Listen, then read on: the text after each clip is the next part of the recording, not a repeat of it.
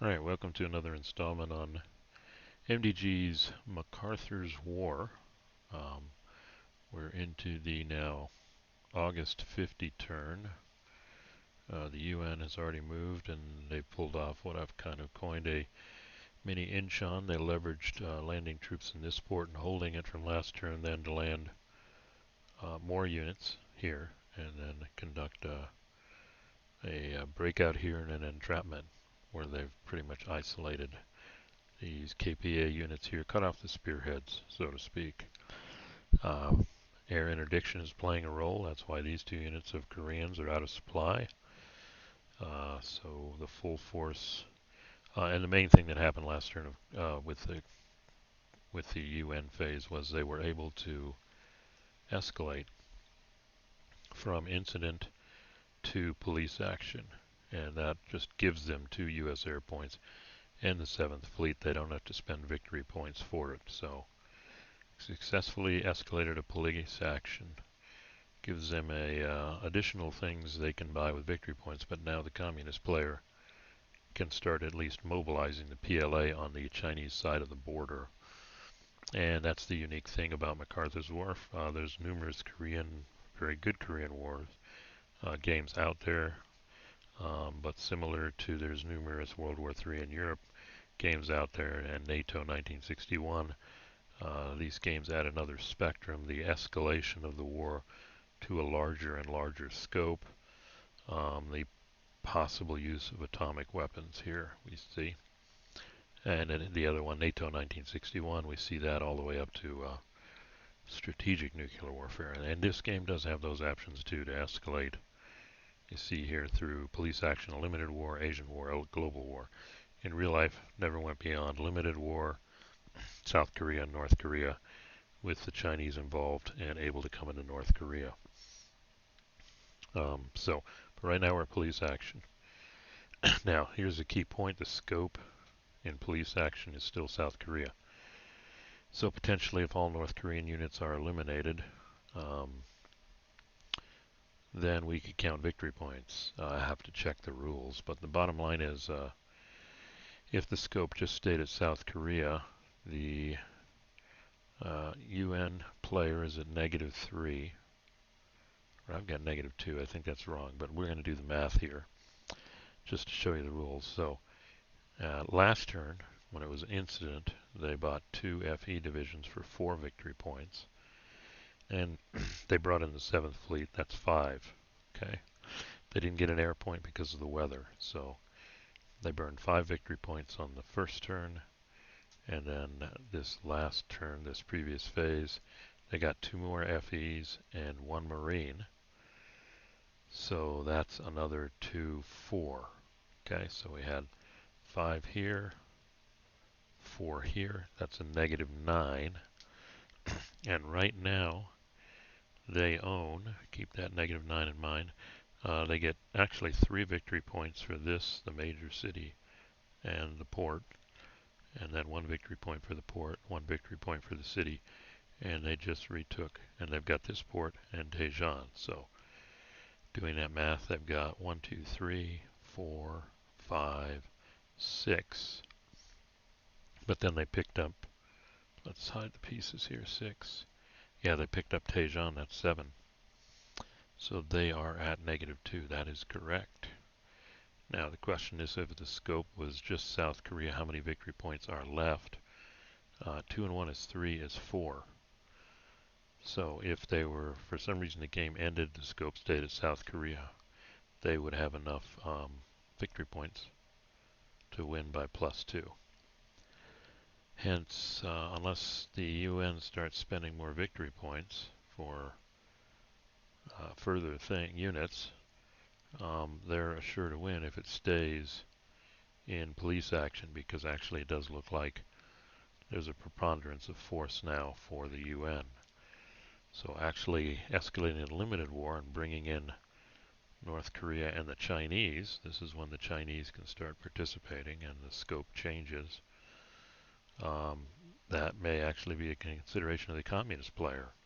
The North Koreans begging the Chinese to get involved, perhaps, okay? As opposed to MacArthur saying, hey, I want to keep going. So that decision isn't upon us yet. I don't think the communists are going to try and escalate yet, because then the danger is there's a Marine unit on the strategic map in play. Yep, here's right here. Last turn, like I said, last phase, this was activated, and in the strategic movement moved to the Korea box. So it is allowed the 1st Marine Division to invade on any coastal Hexian scope. And if the communists escalate to limited war, then all of North Korea becomes available. Potentially they could land right here, Pyongyang. Okay, so this turn I do not think the communists want to escalate. They're just going to try and extricate their forces if possible. Also, before we get started with the communist phase, we'll just say a little birdie told me that I was kind of misspeaking about road movement, and I was. Take a quick look at road movement. Chinese and North Koreans can't take advantage of it. USSR, UN units can, but the kicker is the unit cannot conduct road movement if they start in an uncontested zone of control, and they can't end in an uncontested zone of control. They can't go in an uncontested zone of control. So don't think it impacts play previously. I had just been describing it wrong. So UN units, for example, can only use road movement if they begin in a either a no ZOC hex or a contested ZOC hex, as we've talked about before. There's another unit there to kind of deactivate it. And during the entire time they're using road movement, they cannot enter an uncontested ZOC, so they cannot effectively use road movement to move to contact and start combat if they're going to do that, according to these rules right here. So we'll keep that in mind going forward. So let's go ahead and start the communist phase here. We'll look at the sequence of play. Was that on here? No, I got it over here. Hold on. So, escalation phase, like I discussed, the communists aren't going to try and escalate yet. They have no air, then they have reinforcement. Now the question is, actually no, I misspoke. The communists, well, let's see here. If there's 1, 2, 3, 4 victory points left, okay? So if the UN gets it, they'll be at 2, and the communists will be at 1. So they will still eke out a victory here. So let's see. In our current escalation situation, since we stayed at police action, they could start using victory points to start mobilizing the PLA, but again, we're going to hold off because the victory points are so tight. Maybe not a great situation, but we'll see. So they're not going to start mobilizing communist units yet. By trying to escalate, well, they could do it right here, so they're not going to do it. It's tempting, but let's see how this turn goes. Alright, I'll just say that for now. So looking at the sequence of play, so there is no strategic movement. They're not buying. Now they will do replacements, and in their case, all their units that are left on the board are at full strength. So they're going to bring back some units. They're still getting 2 victory points. And let's see what they have available. Just a lot of 5/8s. They could bring back 2 of these at reduced strength, or 1 of them at full strength. They have to appear on their cities, so we definitely want to put one on Pyongyang. And, well, I'll put one here. Okay, so they can potentially, well, that's interesting. Or I could, and then they can use rail movement and they can come down. Okay, I'm going to make the decision to do 2 reduced strength units just because they don't have a lot of units. And that brings us right to the movement phase. And basically what I'm going to do is all these units, I'm not going to mark them yet, but this unit effectively seals the peninsula. This unit's out of supply, out of supply, out of supply. These units are still out of supply from the interdiction done by UN air power. So combat and movement is half, and supply is determined at the moment of movement. So this is what we're going to do. This guy's going to move over here. Okay, he had half movement, but he can do that. And now suddenly this guy is in supply. And then this guy, because these are now contested zones of control, the 6-8 can move with these 2 units staying where they are to contest the ZOC.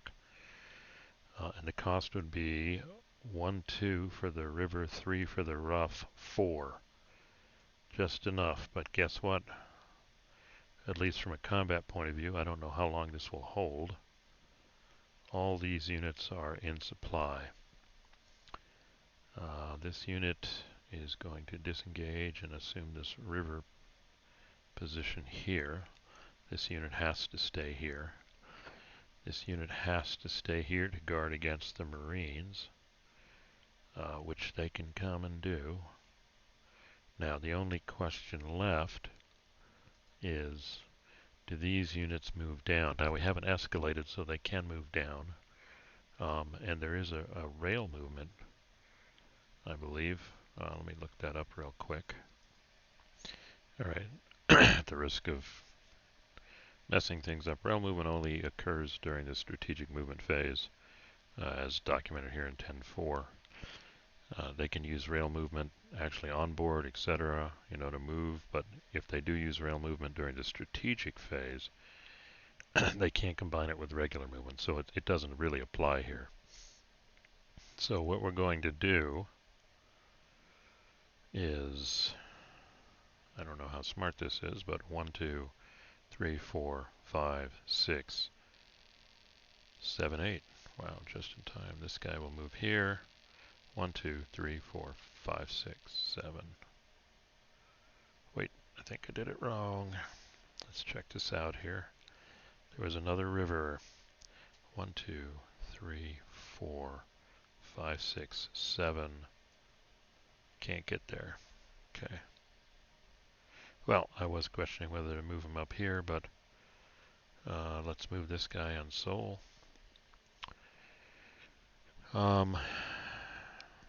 He really doesn't need to stay here, but let's go ahead and move him up to Seoul. Next turn, if things don't escalate, they should be able to be replaced and at full strength. So we'll see. There may be a chance here. I did consider attacking this unit, but the problem is even with these 2 in supply, 6 and 5 is 11 to 5 is 2 to 1, but that becomes a 1 to 1 because of the 7th Fleet. And if we look at 1 to 1, yeah, it's not probably not wise. Can we get these units out? Well, that's a problem too. Now that they've all moved, I don't know if we can anymore. So in theory, if I still can't get them out, at least this will slow them down as I have to reduce this pocket while they start getting stronger here. So we could end up with a stalemate potentially. So anyway, I think that brings us to the end of the communist phase in response to Mini Incheon. Communists are trying to extricate themselves, but I don't know how good that will be. but also they're hoping to buy some time to build up defenses, probably up here. So we'll see. So thanks for listening, and we will see you at the next turn, which will be the UN September turn. Historically, that's when Incheon happened. If I read my history right, it was in September. There's a Marine unit ready to go, but I don't think there's anybody else on deck, because you need to escalate to start pulling these guys. They could buy the other Marine unit potentially, but then they've got to spend the next turn deploying over, so we'll see. In any case, thanks for listening, and we'll catch you at the next one.